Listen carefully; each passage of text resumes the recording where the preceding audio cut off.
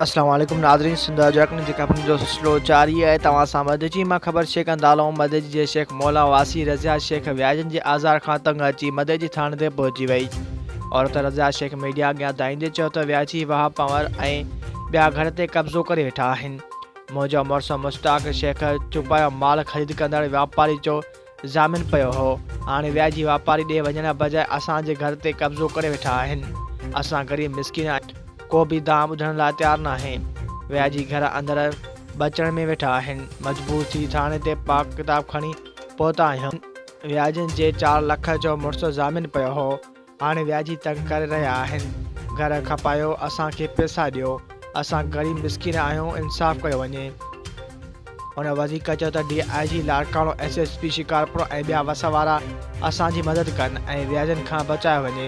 मदद जी पुलिस शेख मौला में कार्रवाई करण लाइ पहुती त उते अॻुवाट व्याजनि खे इतला मिलण ते कब्ज़े वारे हंधा फ़रार थी विया।